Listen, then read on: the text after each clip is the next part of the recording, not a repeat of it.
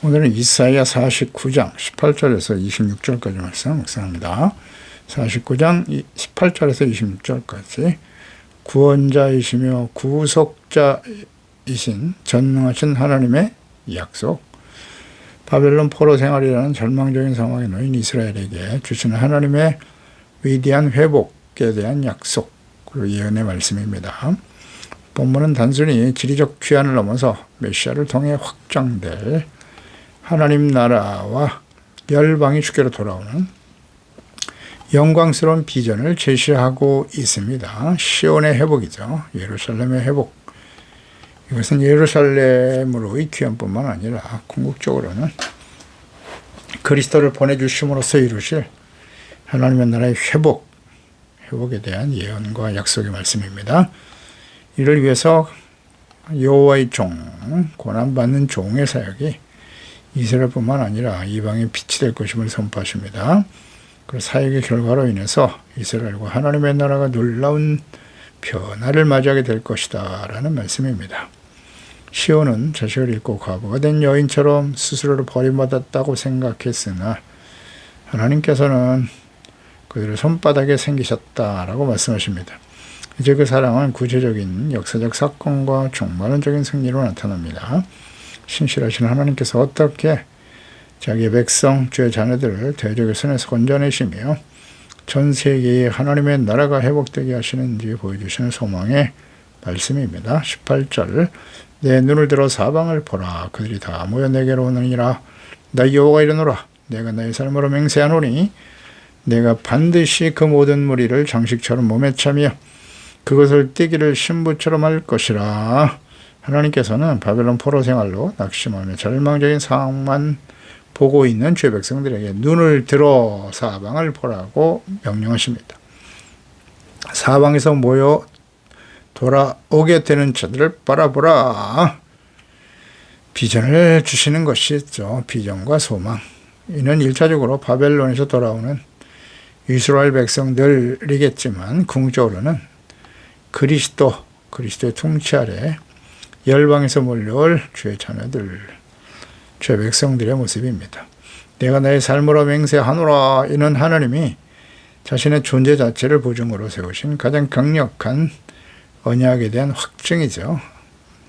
시온이 입었던 수치와 슬픔의 옷은 벗겨질 것이고 새롭게 몰려오는 백성들이 신부의 보석처럼 시온을 치장하게 될 것이다 라는 말씀이죠. 이는 교회가 그리스도의 신부로서 성도들의 거룩함으로 단장될 것을 예표하는 것입니다. 우리는 때로 교회의 부패와 쇠퇴를 보면서 절망하지만 하나님께서는 이미 사방에서 하나님께서 택하시고 예정하신 자들을 부르고 계십니다. 거룩함으로 아름답게 회복시키고 계시는 것입니다. 19절, 이는 내 황폐하고 적막한 곳들과 내 파멸을 당하였던 땅이 이제는 주민이 많아 좁게 될 것이고 너를 삼켰던 자들이 멀리 떠날 것이다. 적막하고 파멸했던 땅, 주민들이 많아 좁아진다. 이는 1차적으로 예루살렘으로 귀환할 백성들이고요. 그들과 함께 돌아올 하나님을 믿는 이방인들로 인해서 땅이 분배가 될 것을 가리키는 것이기도 하고 궁극적으로는 그리스도의 복음이 전파돼서 구원받게 될 이방인들이 무수히 많게 될 것이다 라는 예언의 말씀이죠. 이 예언의 말씀은 아브라함에게 처음으로 주셨던 그 약속이 다윗의 자손으로 오실 그리스도를 통해서 성취될 것을 의미합니다. 창세기 22장 17절이야죠. 내가 너희 큰 복을 주고 네 씨가 크게 번성하여 하늘의 별과 같고 바다의 모래와 같게 하리니 내 씨가 대적의 성문을 차지할 것이고 또 내 씨로 말미암아 천하 만민이 복을 받으리니 이는 내가 나의 말을 준행하였음이라 하셨다 하니라. 약속이 성취되는 것이죠. 20절에 자식을 잃었을 때 낳은 자녀가 후일에 내 귀에 말하기를 이곳이 내게 좁으니 넓혀서 내가 거주하게 하라 하리니. 자식을 잃었을 때 낳은 자녀. 이는 불가능한 상황 속에서 얻은 기적적인 자녀를 의미하는 것이죠. 아브라함이 이삭을 기적적으로 얻었던 것처럼 말이죠. 그리스도의 복음을 통한 이방인들이 이렇게 회심으로 연결된다. 예수 믿고 구원받는 놀라운 기적들. 유대인들이 복음을 거절했을 때 하나님께서는 이방인들에게 복음이 전파되게 하시고 새로운 자녀들을 얻게 하신 것입니다. 그러니까 자식을 잃었을 때 낳은 자녀라. 유대인들은 거부하고 오히려 이방인들에게 복음이 전파되고 그들이 구원받아 하나님의 자녀가 될 것이다라는 의미로 이해할 수도 있겠죠. 그러니까 이 자녀들이 이곳이 좁으니 넓혀달라라고 외치는 모습은 이 복음이 예루살렘과 이스라엘에게만 국한된 것이 아니고요. 땅끝까지 전파될 것으로 보여줍니다. 그러니까 하나님의 심판으로 멸망을 당하고 회복에 대한 이 소망이 없는 상태였던 예루살렘, 이스라엘이 회복될 뿐만 아니라 궁극적으로는 그리스도를 통해서 이루실 구원의 복된 소식이 온 세상 모든 민족에게 전파되며 하나님의 나라가 확장될 것이라는 예언의 말씀이죠. 이것은 아브라함에게 줬던 약속의 성취이기도 하고요. 21절 그때에 내가 내 마음에 이르기를 누가 나를 위하여 아들을 낳았는고 나는 자녀를 잃고 외로워졌으며 사로잡히 위하였거늘 이들을 누가 양육하였는고 나는 홀로 남았거늘 이들은 어디서 생겼는고 하리라. 그러니까 예언의 말씀은 1차적으로는 예기치 못한 회복을 목도한 시온의 즐거운 외침이 있을 것이고 궁극적으로는 그리스도를 보내주심으로써 이루실 구원의 역사가 이방 각처에서 교회로 이어질 사실에 대한 예언의 말씀이기도 하죠. 그러니까 이 예언의 말씀은 예루살렘 회복으로 성취되었고 그리스도를 보내주심으로 성취되었습니다. 이방인 백부장이었던 고넬료의 집에 베드로가 초청받아 가서 복음을 전할 때요. 사도행전 10장 45절에 베드로와 함께 온 할례받은 신자들이 이방인들에게도 성령 부어주심으로 말미암아 놀랬다. 그렇습니다. 이방인 백부장의 가정에 모여있던 그들에게 복음을 전할 때 베드로가 가서 복음을 전할 때 성령이 임했어요. 방언이 터지고 깜짝 놀랐죠. 야, 이방인들에게도 이런 하나님의 은혜가 임하는구나. 이 하나님의 말씀이 성취되는 겁니다. 이사야에 이어서 모든 선지자들의 예언의 말씀은 이스라엘을 향한 경고와 회개 촉구죠. 그리고 심판 이후의 회복에 대한 약속의 말씀으로 동일한 형태로 나타나게 됩니다. 징계와 연단을 회복될 이스라엘과 궁극적으로는 예수 그리스도의 철인과 재림으로 이루실 구원의 완성과 하나님의 나라의 회복으로 반드시 연결되죠. 이것이 선지서에 나타난 하나님의 뜻이기도 해요. 공통적으로 말씀하고 계세요. 22절에 주 여호와가 이같이 이르노라 내가 문 나라를 향하여 나의 손을 들고 민족들을 향하여 나의 기치를 세울 것이다. 그들이 내 아들들을 품에 안고 내 딸들을 어깨에 메고 올 것이다. 하나님께서는 히스기야 시대 이사야 선지자를 통해서 이미 그들이 바벨론에 의해서 심판을 받고 회복될 것이고 궁극적으로는 예수 그리스도를 보내서 이루실 하나님의 뜻을 전체적으로 다 보여주고 계시잖아요. 그때 이 말씀을 들었을 때 이스라엘 백성들 말이죠. 그 말씀의 의미를 이해하지 못했습니다. 믿고 받아들이지 않았어요. 하나님의 말씀을 거부했다고요. 그래서 어떻게 됐나요? 심판에 참여하게 되는 겁니다. 그래도 하나님께서는 70년이라고 하는 시간을 두시고 회복시켜 주셨고요. 또 그리스도가 이 땅에 오심으로써 하나님의 말씀은 성취됐지 않습니까? 그리고 2000년의 세월이 지났단 말이에요, 지금. 그 이후에 예수 그리스도의 재림과 이제는 요한계시록의 마지막 심판만 남아있잖아요. 계시록의 심판은 이제 마지막에 끝이에요. 끝. 다시 회복되고 그런 게 없어요. 다만 인류의 노아의 방주와 같죠. 노아 때 악이 관영한 세상을 완전히 물로 심판하시고 의로운 노아를 통해서 새로운 역사를 시작하셨는데요. 네. 이 마지막 요한계시록 심판 역시 그와 같은 의미의 심판인 거예요. 다 죽잖아요. 노아의 그의 가족만 남겨놓고 다 죽었어요. 새로운 창조의 시작인 것이죠. 이스라엘 하나님의 나라의 회복인 거예요. 하나님의 나라의 회복. 먼 나라를 향하여 나의 손을 쳐들 것이다. 22절에 나의 손을 들고 민족을 향하여 기치를 세운다는 이 의미. 깃발, 신호, 메시아를 의미하죠. 이것도. 하나님께서 손을 드시고 깃발을 세우실 때 이방 나라들이 복종하며 이스라엘 자녀들과 함께 예루살렘 하나님께로 돌아오게 된다는 의미입니다. 과거에는 이스라엘 포로로 끌고 왔던 열방이 이제는 하나님의 명령에 순종해서 그 자녀들을 품에 안고 귀환시키는 조력자 될 것이라는 말씀이죠.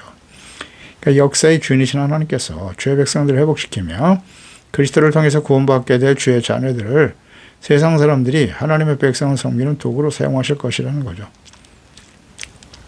이는 단순히 정적 귀환이 아니죠. 모든 민족이 하나님의 통치를 인정하고 그 나라의 백성을 존중하기 때문에 승리를 의미하는 것이죠.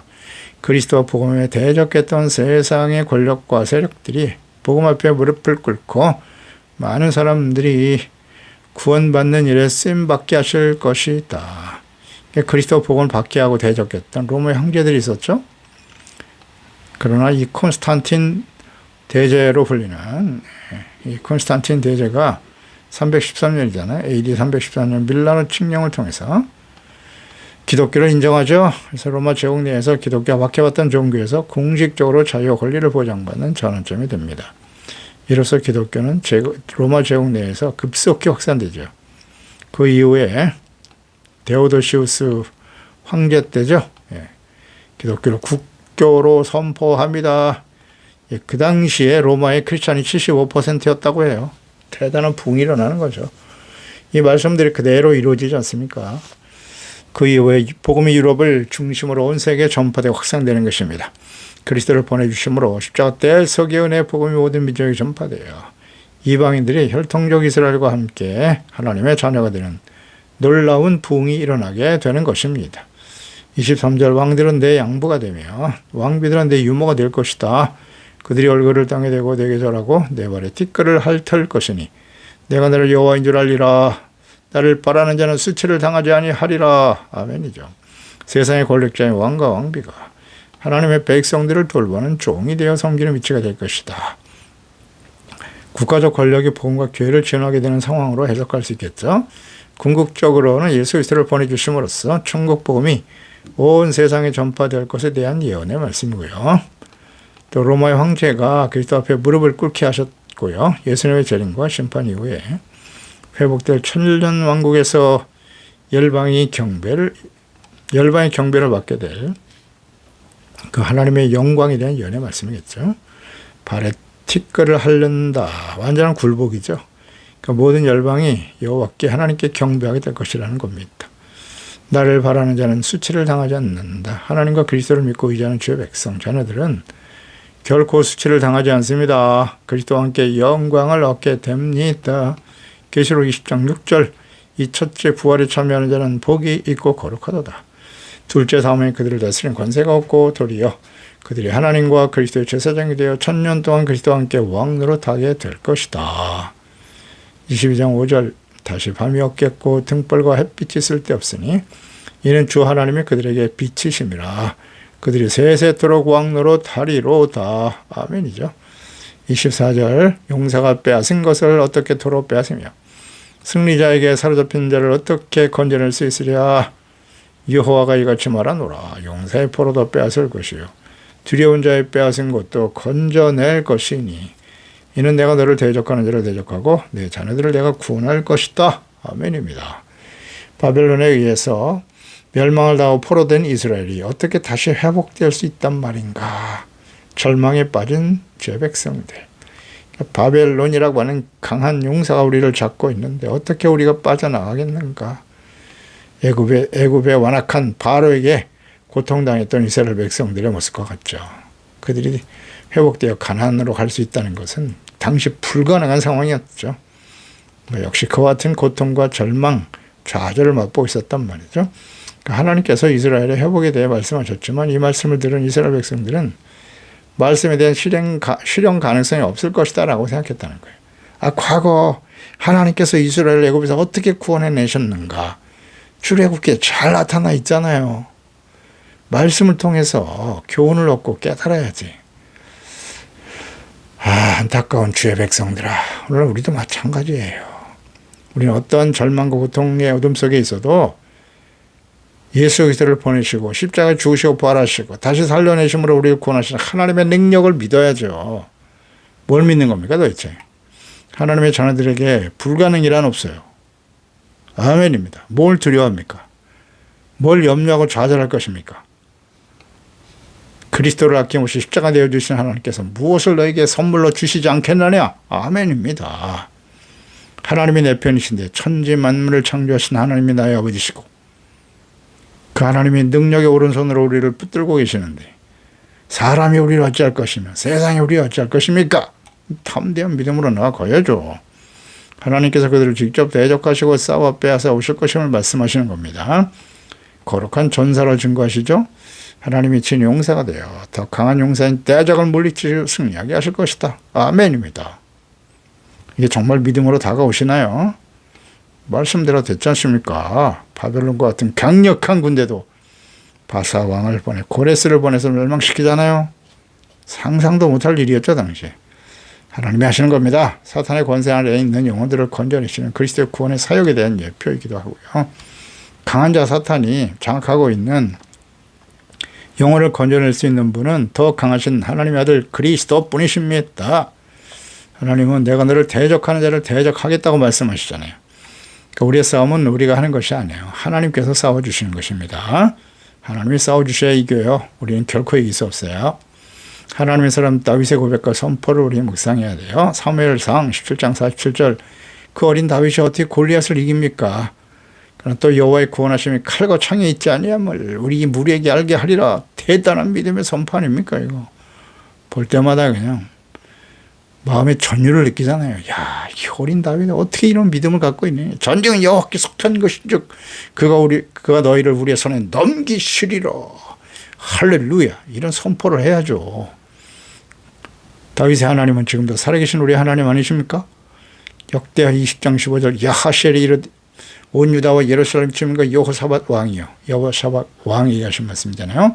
여호와께서 이같이 너에게 말씀하시기를 너희는 이 큰 무리로 말미암아 두려워하거나 놀라지 마. 이 전쟁은 너에게 속한 것이 아니야. 하나님께 속한 것이라고.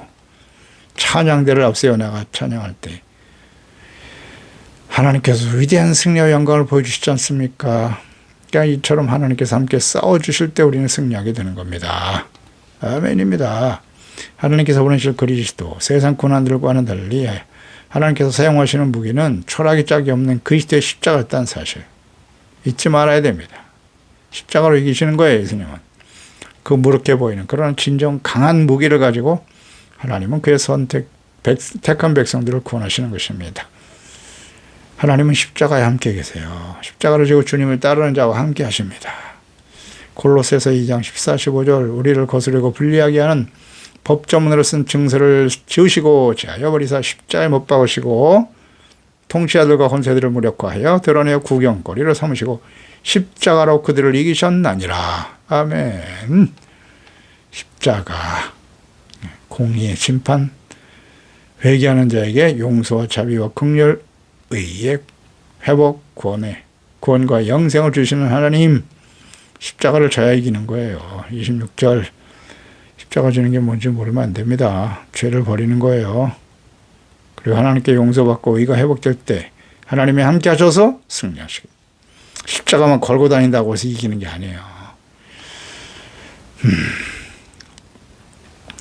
26절 내가 너를 억압하는 자들에게 자기 살을 먹게 하며 새술에 취한 같이 자기의 피와 취하게 하리니 모든 육체가 다 여호와는 내 구원자요 내 구속자요 여호와의 전능자인 줄 알게 할 것이다. 아멘. 하나님과 그리스도를 대적하는 원수들이 있어요. 너를 억압하는 자 그들에게 주님께서 자기의 살을 먹게 한대요. 자기의 피에 취하게 할 것이다 이런 말씀하시네요. 대적들이 자중질환으로 인해서 자멸할 것이다. 그 하나님의 대적은 서로 치고받아 스스로 멸망할 것이라는 거죠. 심판과 회복에 대한 예언의 말씀을 하시는 목적은 하나님의 백성들의 회복이잖아요. 백성, 정체성 회복. 이런 과정에서 하나님의 말씀이 구체적으로 역사 속에 실현되는 것을 보고 그렇죠? 세상의 여호와가 누구이신지를 알게 하는 것이죠. 특히 주의 자녀 백성들에게 이 말씀을 자세히 기록하여 오늘 우리에게 이렇게 보고 듣게 하시잖아요. 하나님이 누구신가를 알게 하신다. 하나님은 누구십니까? 구원자, 구속자, 야곱의 전능자이시다.